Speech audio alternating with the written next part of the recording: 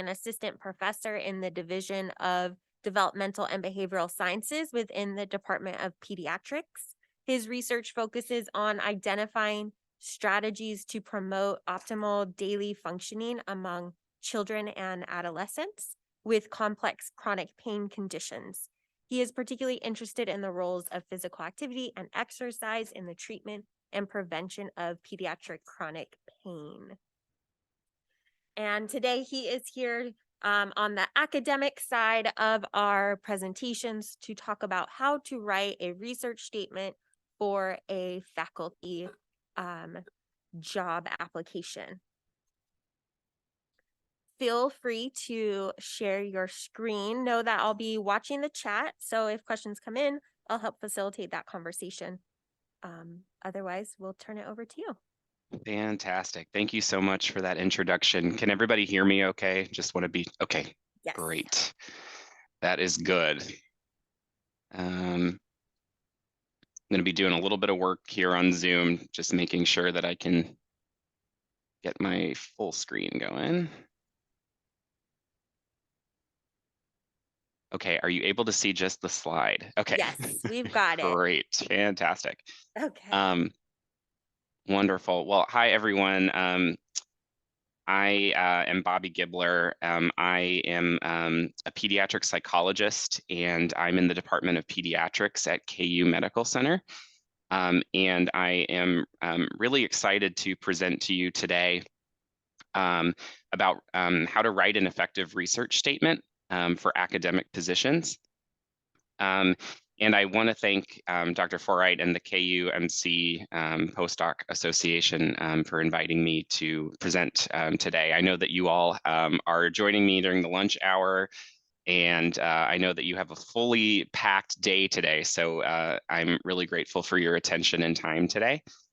My goal for this talk is that I really want it to be fairly informal, and I really want to leave a lot of time for questions at the end, and also leave some time for your next speaker, because like I said, I know that you are doing a lot of learning today, and I don't think that this is necessarily a topic that needs a full, hour of a presentation. So what I really hope that you take away from this talk is that there are several ingredients to crafting a strong research statement for academic job applications.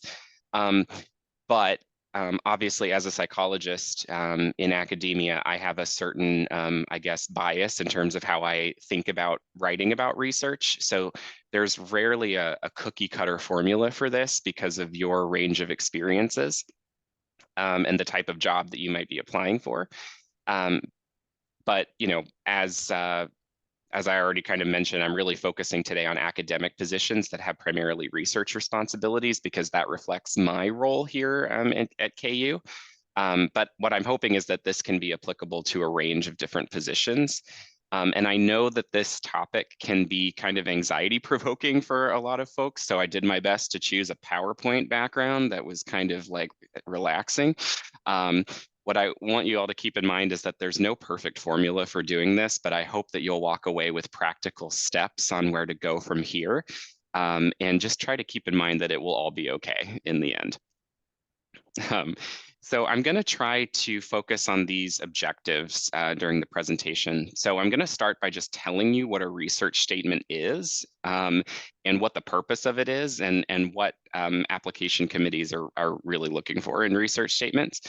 And then I will talk a little bit about the do's and don'ts of research statements. So what I would encourage you to emphasize, and what you might want to consider de-emphasizing or avoiding talking too much about. And as part of that process, I'm going to give you some general recommendations that will likely make any research statement a strong one. I'll also talk a little bit about a timeline for preparing a research statement, what you might want to consider. And then I'll spend the end of the presentation actually going through my research statement for my current position, and I'll try to link up some of these do's, don'ts, and recommendations with what actually appears in my own research statement. And like I said, I'll hopefully leave most of the time for Q&A.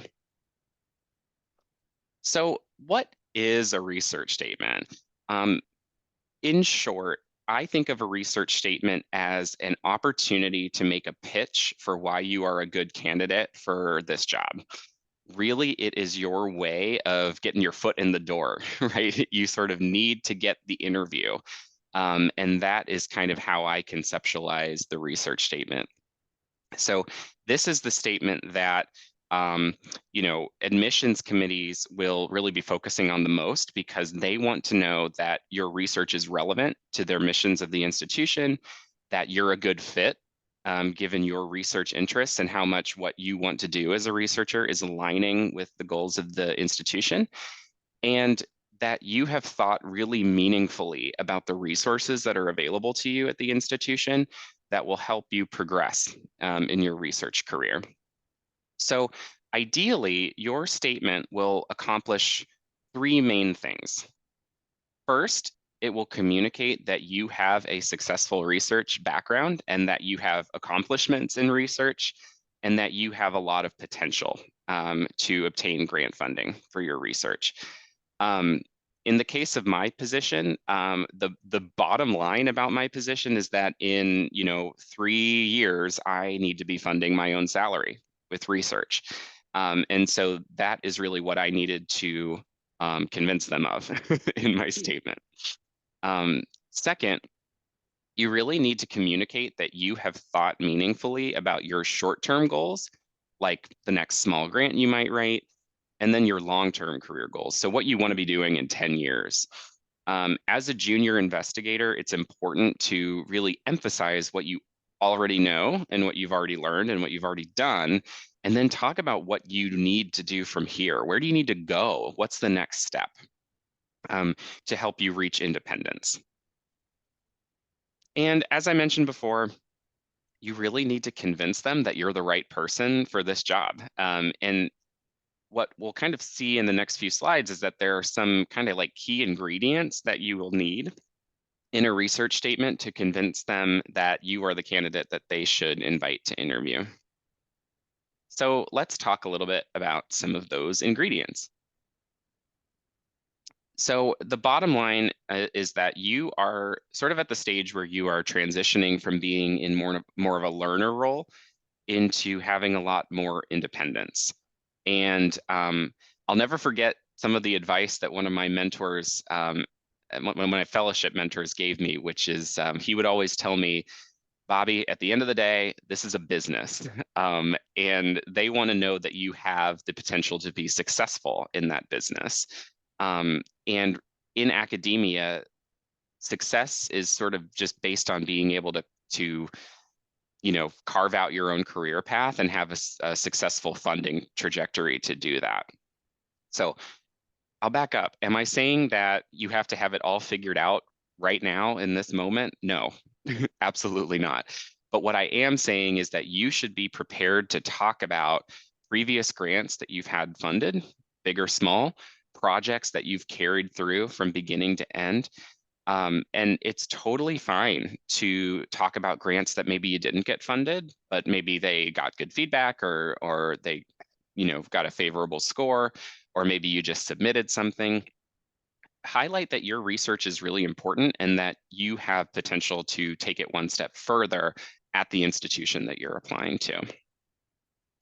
The next essential ingredient is that you really have to have demonstrated an understanding of what resources are available to you at the institution that you're applying to. I say this because if you haven't done your homework about the actual place that you're applying to, it sounds silly, but it really is an immediate red flag because research statements take a long time to craft and they take a lot of feedback. And so really, I encourage you to take a lot of time to read about the institution's research infrastructure, like the availability of funds through the department for research or centers that provide research funds for investigators. As a couple of examples, here at KU Medical Center, we have the Frontier Center for Clinical and Translational Science that provides many different services, but one that I was really excited about was that there are pilot awards for smaller projects. And then there's also, the Center for Children's Healthy Lifestyles and Nutrition that is a joint center between KU Medical Center, and Children's Mercy Hospital. And it offers numerous resources for investigators who may be, working across sites, and, other resources like statistical support and those types of things. So those are the essential ingredients. Let's touch on some things that I would encourage you to consider backtracking a little bit or avoiding. Um, the main thing that I want to emphasize with this here is that you are not writing a specific aims page for an NIH grant in your research statement. It's important that you're specific enough that you can outline a career path, but the reality is that there's so much learning that happens in the first year of an academic position that you shouldn't be overly concerned about um, writing the aims for your next research grant in this statement. I want you to trust me. I have been crafting my specific aims page for my NIH K23 award. I've changed it probably 10 times already, and I've only been in my position for a few months. So the search committee gets that. They understand that. What I would encourage you to do is just to work on communicating clearly about your path and your goals. So relatedly, unless the search committee that you're applying to are subject experts in your particular area, I would encourage you to avoid using overly technical or jargony language. So I'm going to just give you an example. I realize that what I think of as jargon as a psychologist might be different than what a biologist might think of as jargon, but I knew that if I applied to this position and I was accepted, um, I would be the only pain psychologist in my department. So I'm a pediatric pain psychologist. I work with kids with chronic pain. And I knew that. So I wanted to avoid using terminology like quantitative sensory testing, which is a specific method that we use to assess different aspects of pain. I wanted to really avoid that and use language that I thought could be understandable to a wider audience. So I really am interested in kids with chronic pain and overweight and obesity. And so I focused more on actually the clinical aspects of those co-occurring conditions, and really focused more on clinical needs rather than using specific jargony terms for methodology for research. I'm not saying that you shouldn't do it, but I'm saying it's important to be mindful of jargon, and I'll mention a little bit more about that. I would also encourage you not to recite your CV or your cover letter. The research statement is a very focused document that's about communicating your research and your career path. So don't mention every single paper that you've ever written. I wouldn't encourage you to do that. I would encourage you to be very, very clear about what you've done and where you're going. And the CV is more about telling a comprehensive story of who you are. So now that we've talked about some do's and don'ts, let's talk about some general recommendations as you're preparing your research statement. The first thing I would encourage you to do, and probably one of the most important things to do, is to do your homework. So be familiar with what resources are available to you. So take a long time to review the institution's website, take notes, write specifics down, but keep in mind, you're not going to know them all, and that's okay. The interview is where you'll learn more in-depth information. And sometimes websites are outdated and may not reflect, resources that may be available in a given year. But know enough to communicate about what resources you'd be interested in leveraging to advance your research and be able to discuss that in enough detail that will communicate that you understand what this institution is kind of all about and how you could advance your research career there. The second thing is to be mindful of word limits. So this is why I mentioned the point about jargon. Oftentimes research statements are 1-page maximum, and you can, do fun things with the margins and with the font size and all that. But I think what I would encourage you to be mindful of is really think of it like a 3-paragraph essay. Because you don't have a lot of space. So knowing what's going to go in those 3 paragraphs to get you to your 1 page is more important than, describing the extreme specifics of the methodologies that you use to answer research questions. So seek lots of feedback from your mentors. Your mentors can critique your science and how you're communicating about that. But I would really encourage you to have people read it from outside of your research area. So I'm a pain psychologist. I had a diabetes expert read my research statement because I wanted their honest feedback about how it was landing with them.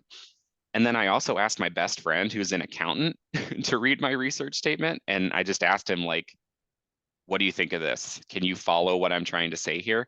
And you know that you've written a good research statement if people outside of your area can walk away from reading it and they can understand the things that you've done in the past and what you would want to do in the future as a researcher, and that you're a good fit for the position.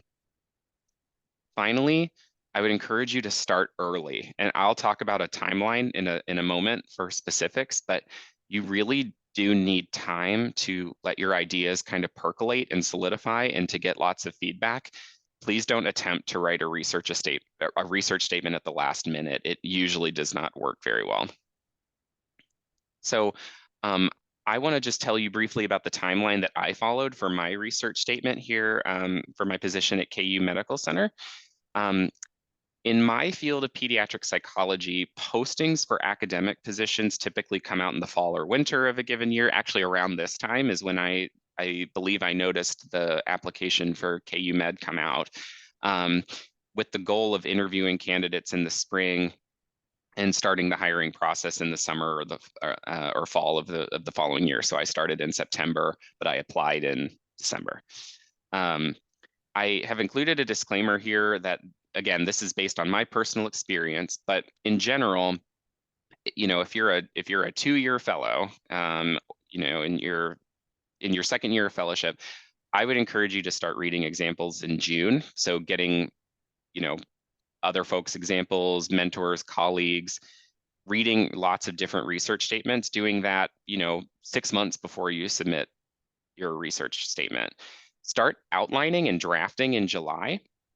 So really just doing bullet points. And when we get to reading my research statement together, I will give you some prompts that you can start outlining your own research statement already. And have a goal to really complete a first draft and send to mentors in August to give them about a month to give you feedback, and then revise that statement based on your feedback, send it out for another round, and then finalize it by October so that you can be prepared in November and December to start preparing applications. This timeline is what I used, and it gave me ample time to get feedback from multiple sources and write the strongest statement possible. Now, am I saying that this is the only way to do it? Absolutely not. What I'm just trying to say is that you really should give yourself enough time to write the strongest statement that you can possible, and waiting till the last minute is usually not a great idea. So I'd like to now take you through my research statement for KU Medical Center. This is the one I really used. So I did look through it and I was like thankful that I didn't catch any typos, but if you do, please don't tell me. I just want to give you a sense of what we talked about and how the kind of key ingredients that I talked about before kind of connect to what I really submitted. So as we're reviewing this, I want to encourage you to think about those essential ingredients for yourself. So if you have a piece of paper or a Word document open or something like that, jot a couple things down for me right now. And it doesn't have to be full sentences. It can just be chicken scratch, a couple words, general thoughts. Doesn't have to be fully fleshed out. But think about this first. What are your most important research experiences or projects that you've done? You have many accomplishments in research, I am sure, and you may have even had some grant funding. But what are the main things that you want to showcase to an application committee? What do you want them to know about you? And what do you want to highlight as being kind of like your foundation for where you want to go in your research path? Give that like 30 seconds of thought while I take a sip of coffee.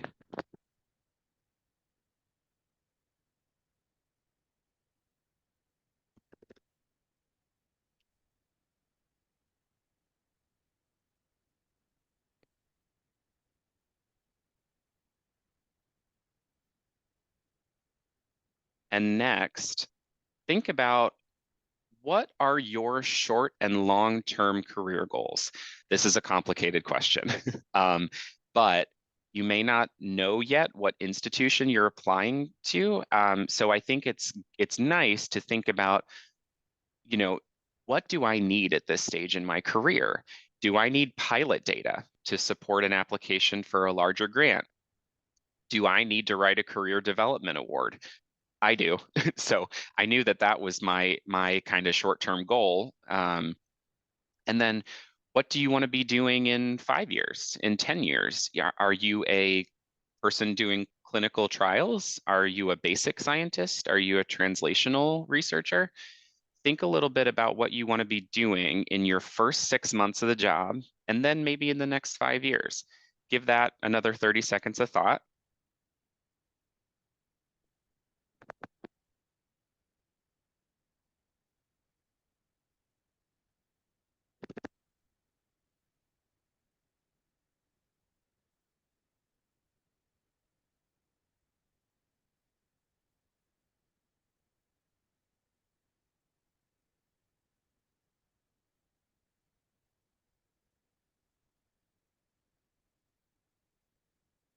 Awesome. And then the last thing I would encourage you to think about is um, what will I need to be successful in an academic job? I want you to think just a little bit about this. It could be one or two things. This will just be helpful to you as you're writing your own research statement. For me, mentorship was the most crucial thing that I wanted to have in a position because I knew that I wanted to write a mentored career development award. And I also knew that I needed to be in a place where there was a lot of collaboration between faculty across departments because the type of research that I do necessitates a lot of collaboration with, physicians and physical therapists and other providers. So I knew that I needed cross-discipline collaboration. For other people, it may be important that there's an infrastructure to support team science. So maybe for you, it's important that you have startup funds to, potentially pay a research coordinator or somebody who can, do more of the logistical things that are hard to do on your own. Think broadly at this point. What do you need to be successful? So just give that a few more seconds of thought, and then we'll move on to my statement.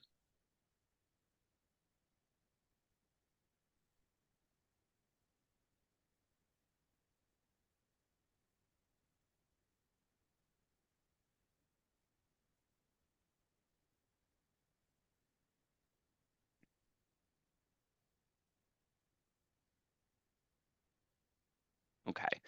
So I hope that just reflecting on those 3 points will give you an idea of the 3-paragraph essay that I was describing, right? So who am I? Where am I going from here? And how do I hope to use the institutional resources to do that? So this is the 3-paragraph essay that I was talking about. Now I'm going to walk you through my example and hopefully show you how those questions connect to what I actually wrote. And I have a little secret. I'll tell you what I wish I had done a little bit better too. Although I have to say, I guess it all worked out, but I'll still point out what I wish I would have done a little differently. So these next few slides have screenshots from the actual research statement that I submitted here. And I know they're just screenshots, so they're a little, it looks a little wordy on the slide, but I'll do my best to kind of tell you what I was trying to do in each of these sections. So this is the first couple sentences of my application or my research statement. So I'm a pain researcher and I have expertise in cognitive behavioral interventions for pediatric chronic pain.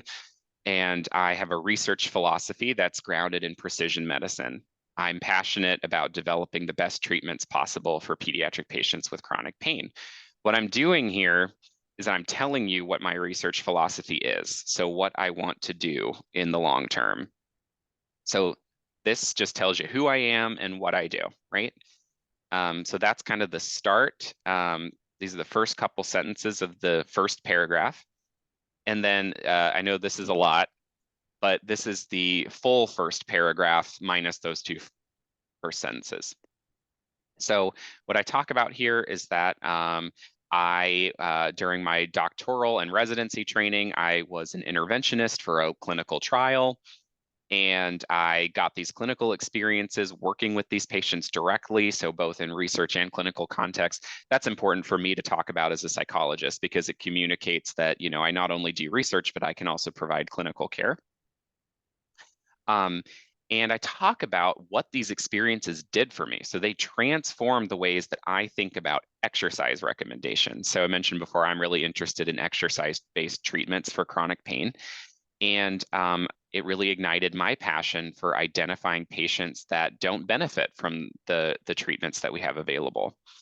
Um, so what I'm highlighting here, just to give you an overview, is right. I'm just talking about relevant training experiences and research experiences that I have had. So I consider this to be kind of like the most foundational experience that I've had.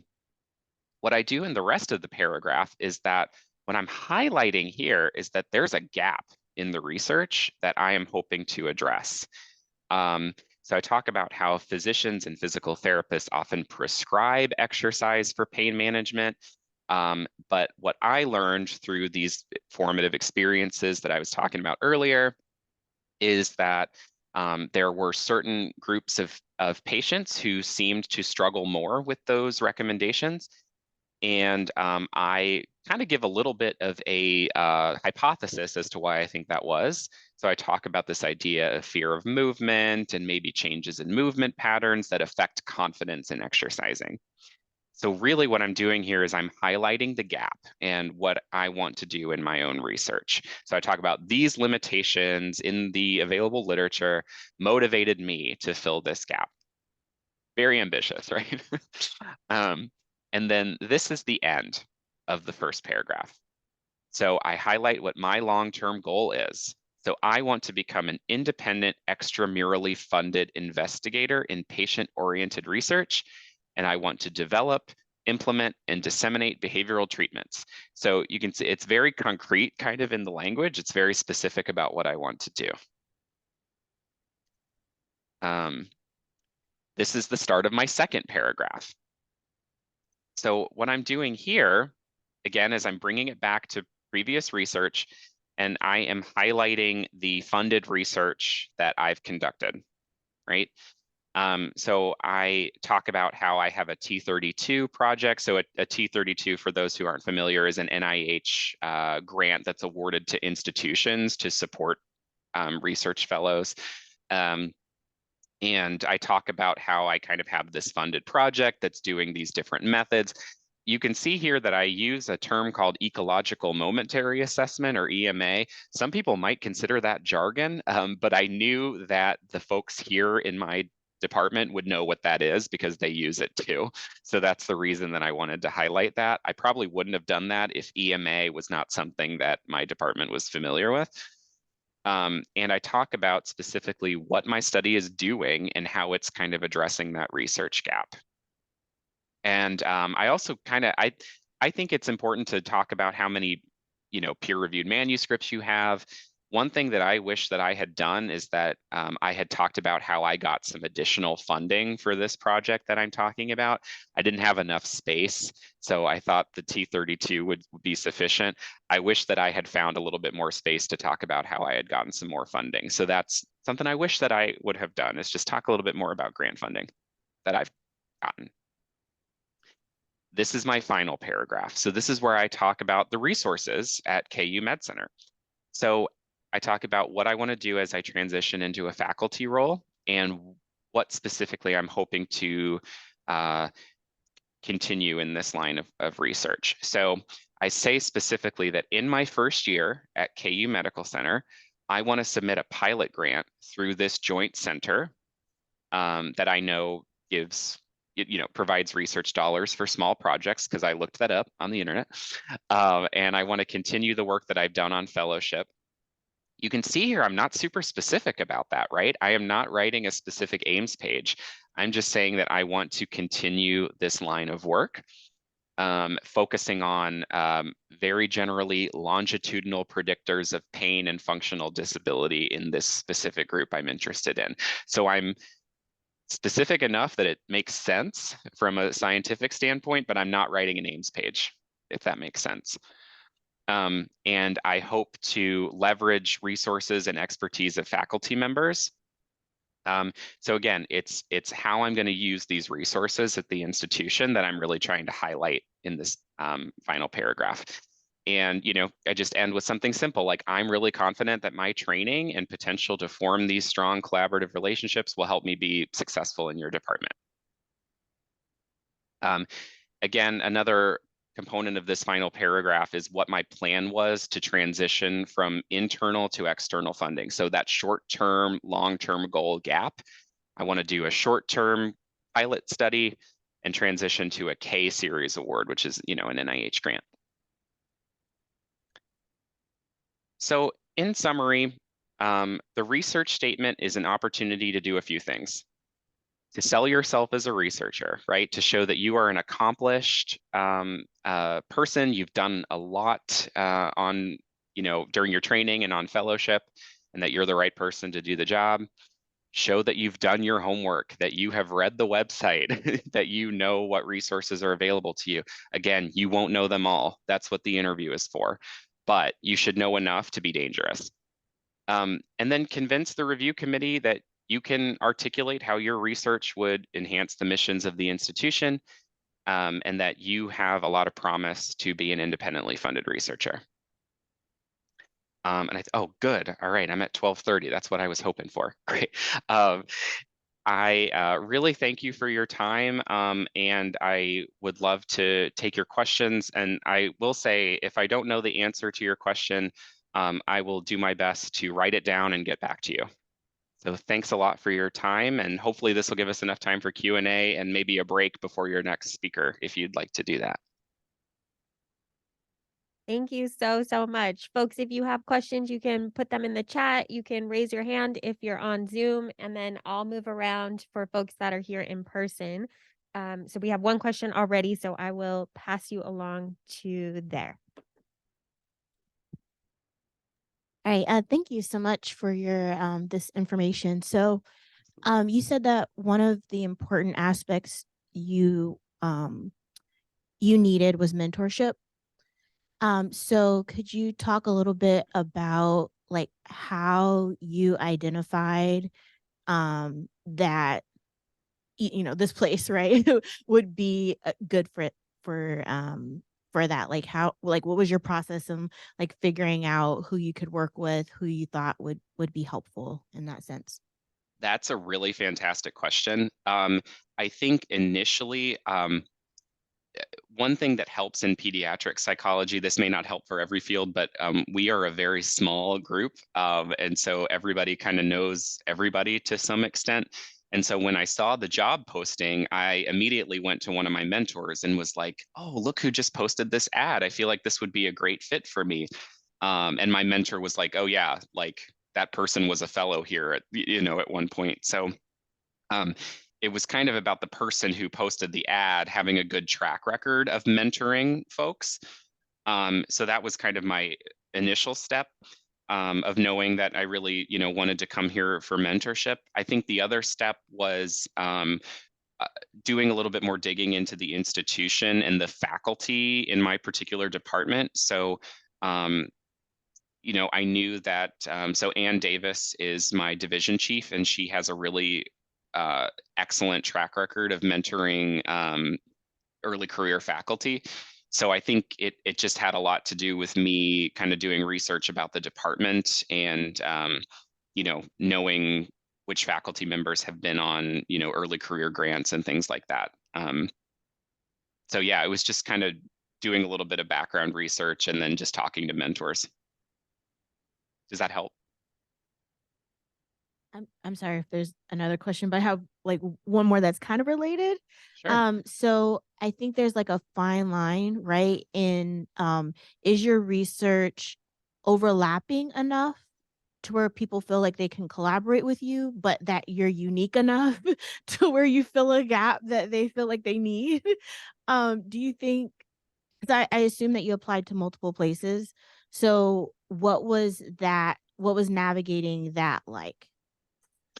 Yes, it's that is a challenge because the truth of the matter, I think earlier on in the presentation I talked about fit, right? And sometimes, you don't you don't truly know what they're looking for. I mean, there can be a job posting and then there can be what they're actually looking for.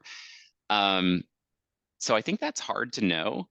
I think that one thing that attracted me to the position here was that there wasn't a lot of pain psychology research that was being done.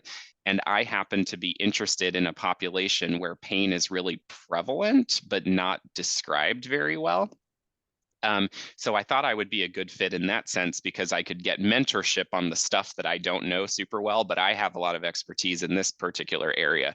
And it just happened that I got invited to interview, and I learned that it was a really great fit and that I was a really good fit for the department, I think. But yeah, sometimes you don't immediately know, and that's really hard. Sometimes you learn that stuff when you interview, and the fit becomes more apparent. Hi. At the beginning, you showed your timeline of when you started actually working on your statement. Yeah. And kind of on a tangent from that, since you are such a newer PI, where did you have the most success actually looking for the job postings? That's a really great question. So um, I looked for positions in multiple places. I think word of mouth went a lot of like pretty far. That goes pretty far generally in my field. Just hearing about positions that are opening, somebody will just mention, hey, this person's looking for a psychologist. Great, let's apply. Academic positions are hard to come by though. So I am a member of a lot of different societies. So I actually saw this job posting on the Division 54, APA Division 54, which is the Society of Pediatric Psychology. It just came through on that listserv. So I think if you're a member of professional societies, it's a good idea to get on those listservs. I also know that there's something called the Chronicle of Higher Education that you can subscribe to, that will have job postings on it. I don't know that I necessarily see academic positions posted on there as often, but that's generally what I would recommend is societies that you're a part of, subscribing to their listservs, and just having lots of conversations with your mentors because they might be aware of things that don't even make it to the listserv.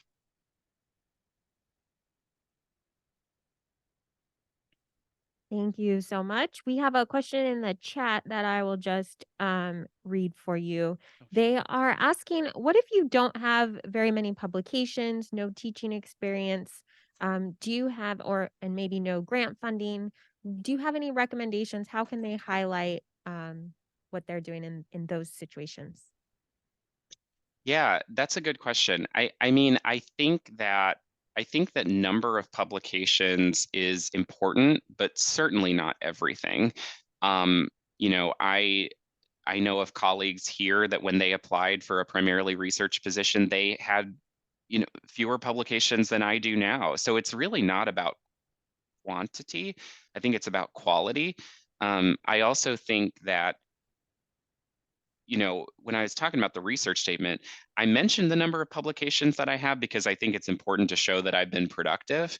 But there are other ways to show that you've been productive. You can talk about research projects that you've been a part of that you've seen through to the end. And, maybe they're not at the stage of getting a publication out, but you've worked on these things, you've thought, and you have your own ideas, you have your own attempts to advance that research trajectory by applying for grants or thinking about mechanisms for grant funding.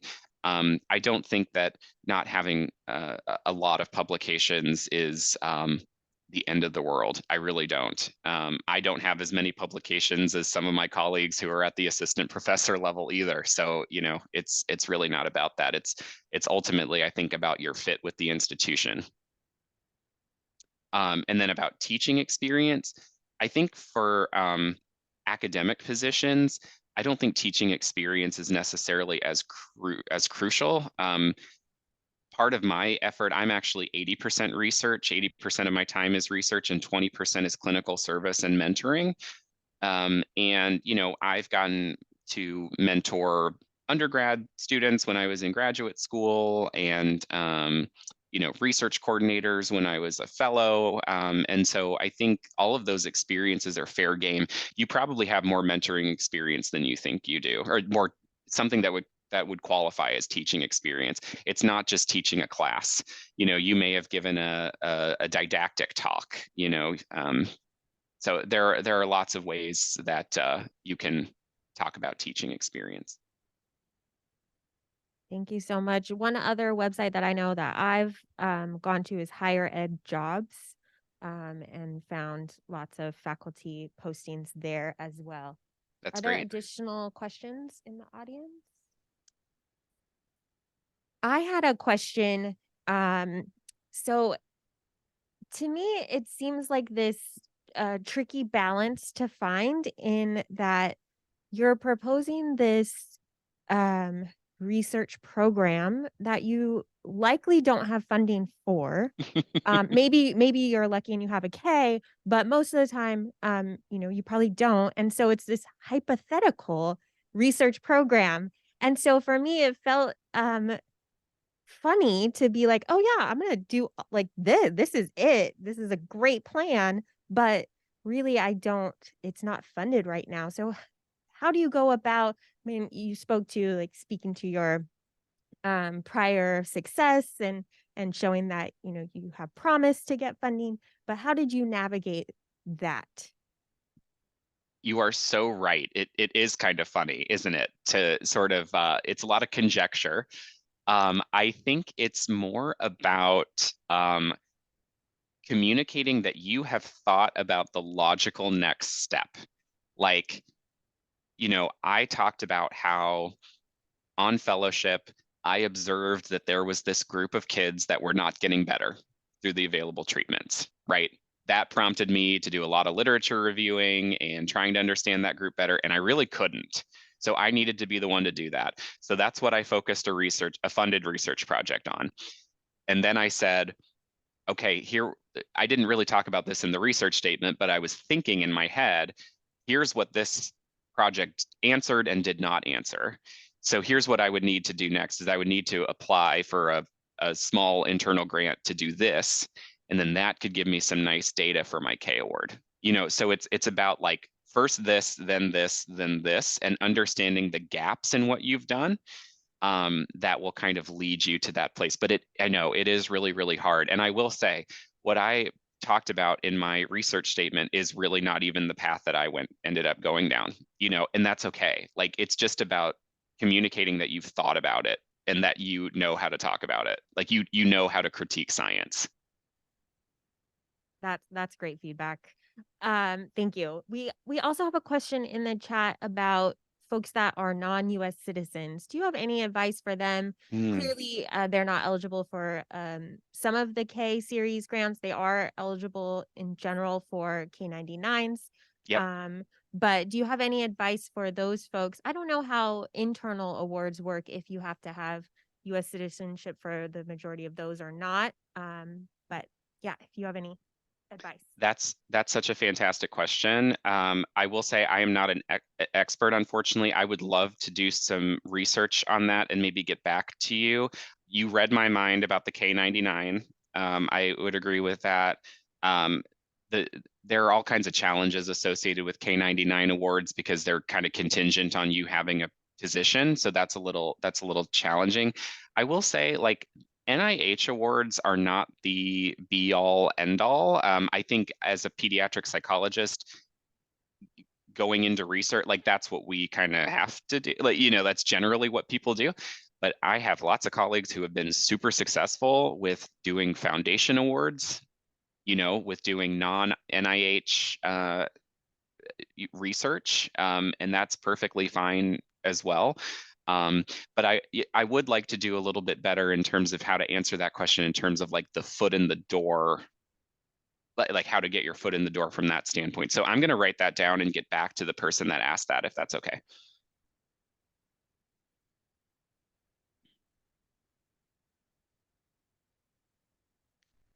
Um, just another question.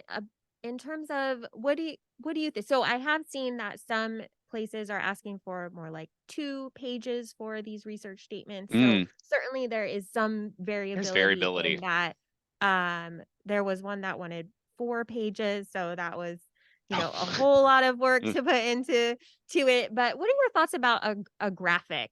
Like something to Oh. summarize or that sort. Is it best to not do that, or is that um I love that. If you have the space to do that, and like, maybe you want to show a conceptual model, or maybe you want to show uh, a trajectory, like you want to have a cool little smart art thing that shows like, first I'll do this, and then I'll get my K, and then I'll get my R. Like, I love that idea. And that's why I kind of gave the disclaimer is that in all of the academic positions I applied for in the last year, they required super short research statements. So I don't know if that's just, based on the departments I was applying to. But I think if you have space and you think it's relevant, go for it. Just get lots of feedback. we have one more question that just came into the chat, and they ask, what if I have worked on multidisciplinary research in the field and in the Mhm. end are deciding I'm interested in different areas, not exactly from the PhD or postdoc? How do you articulate that? Awesome question. That actually, I think, is kind of what I went through a little bit too, because um, in my department, there's a big emphasis on obesity treatment, and there's a lot of grant funding for pediatric obesity treatment. But I am not a pediatric obesity researcher. I'm a pain researcher. So I'm kind of coming in completely new to that area. And that's why I need mentorship training, right? I need to understand, it's a lot I need to learn. So I would say if you are thinking that, you've got this great training, you've done these things as a trainee and a fellow, but you don't necessarily are knowing you're not necessarily sure how that's going to connect to what you want to do in the future. I would focus more on practical things that you've learned, like maybe methodologies or, how to study certain problems.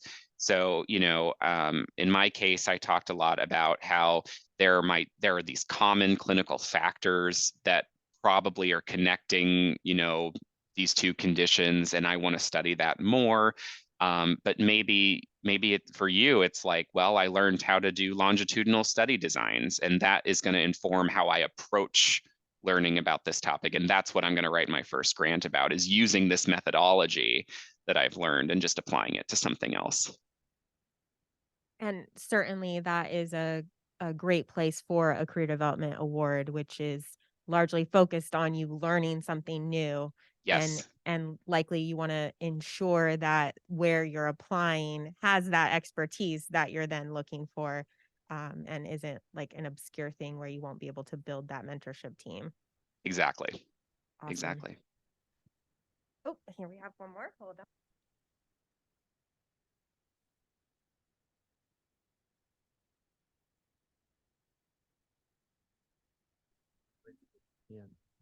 Yeah. Thanks for your talk. This is really useful. I want to apply for an academic job at a POI, primarily undergraduate institution, or Hmm. maybe an R2, but not really research intensive, but more balanced. I don't know if you have applied to institution like that before reaching your final destination, but if you did, or if you have any insight of how the research statement would change if your goal is a PUI, I would appreciate that. Absolutely. That's a really great question. I think the way it would change probably is primarily how I would talk about grant funding. So if I am at an R2 institution, a primarily teaching institution, I'm not going to be applying for a K award, most likely. I'm not going to be doing that mentored training. I mean, I think some people in those settings can have Ks, but generally, I think they don't. I think I would just think a little bit more about what your path is going to be from a grant writing perspective. So, you may still do a lot of internal funding, for your work, but then, you might just go right to the R mechanism, right? You might do an R21. You might even go straight to the R01, depending on the type of data you have. So I think it's really just about understanding what the research infrastructure is, and also what the expectations of the job are. Because if you're in a teaching institution, you're not going to necessarily have the same types of research, I guess, obligations as somebody in an academic medical center might be. Yeah, thanks for that insight. Actually, my interest that would be in cure experiment, like course-based undergraduate research experience, kind of bringing undergraduate students into research experiences in That's class. awesome. So, and there are grants for that. So that's kind of what I'm looking at. So probably I should talk about that in my research statement, I guess. I would say so. And I, based on what it sounds like you're the type of position you're applying for, it sounds like that would make a ton of sense and would be a great fit. I mean, especially if it's primarily a teaching position. That's a great way of showcasing not only how you'll get grant funding, but also how you'll support students in more of a mentorship role. Any other questions? Just check the chat. All right. Well, thank you so much, Dr. Gibler. This has been fantastic. Absolutely. Thank you so much for the invitation. And anybody who attended, please feel free to reach out to me. I am always happy to read materials or give feedback. I think that we, in academia, we have to support one another. So I'm here for you if you need it. That's awesome. Thank you. That's so generous of you to offer. Folks, if you can help me in thanking Dr. Gibler for his time and presentation. Thank you so much. We'll take a short break and we'll start at the top of the hour. Thank you all so much. Have a great rest of your day today. And thanks for the invitation. Thanks, Bobby. Bye.